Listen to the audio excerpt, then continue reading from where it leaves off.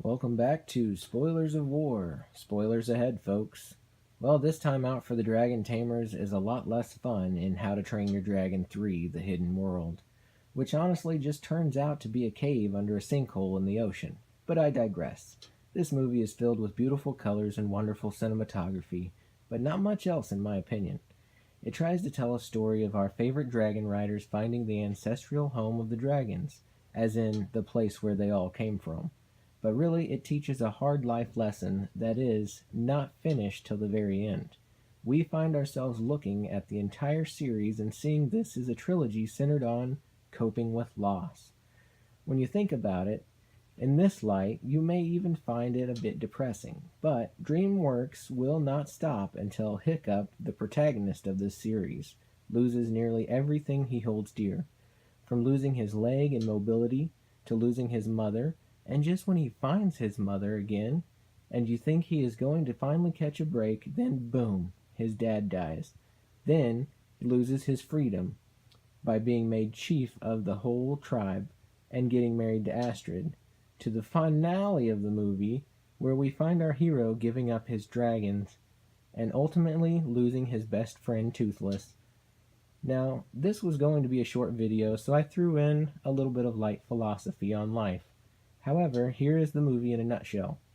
Hiccup and the gang are having a great time going around and freeing or stealing dragons from their Viking captors and bringing them back to their island, Berk. But soon they realize there are too many dragons on this little island and that the hunters will come looking for the dragons there. Then, conveniently, they all remember that there's an old sailor's tale of a hidden place in the ocean where all the dragons are said to have come from. So they decide they will try to take the dragons back to this hidden place, their homeland. Now, a very skilled dragon hunter somehow sneaks into their camp and tells Hiccup that he has killed every other night fury in the world except for the one living there in Berk, i.e., Toothless, his best friend. Now the team runs the villain off this time, but he vows that he will return to kill the Night Fury. So, rather than trying to fight him off from their home, which is a defendable position, they instead decide to run into the ocean in search of the hidden dragon world where they are all supposedly going to be safe. However, the dragon hunter has a pet white light fury. He releases it and tries to draw Toothless, Hiccup's dragon, away. But, if you remember, Toothless can't fly without Hiccup on his back to control his lost tail rudder.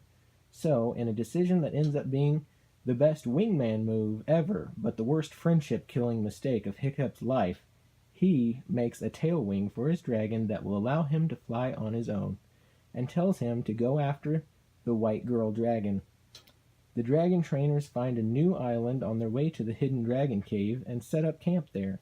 While out scouting ahead, Hiccup and Astrid find the hidden cave full of dragons and beautiful luminescence and plenty of natural black light, and realize the dragons all have sweet designs all over their body that can only be seen under those black lights. After that, they go back to tell the others of the cave. Then, Toothless the Night Fury gets captured. So the team of teenagers goes and saves the day, and in the end everyone decides to release all the dragons to the hidden cave and live alone without having dragons ever again.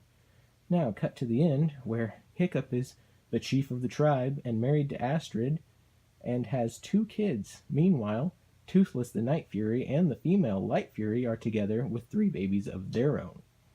Now, for my closing thoughts. This movie hits a little too close to home for me. Like in real life, growing up hurts.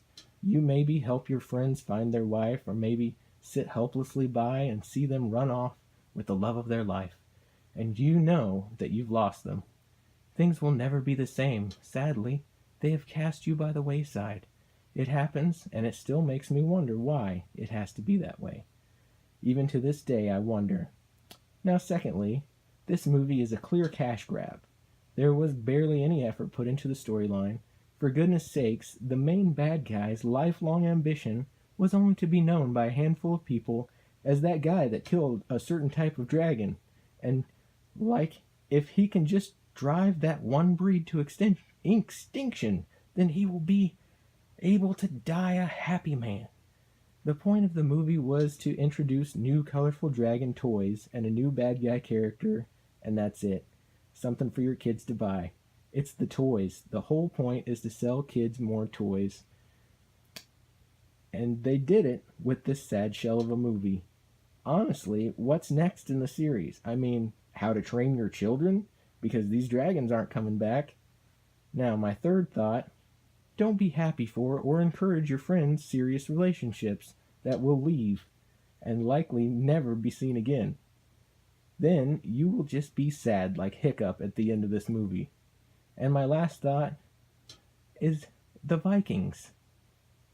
Why aren't they living up to their Viking standards? These are the worst Vikings ever. They don't conquer or pillage. They don't fight or plunder.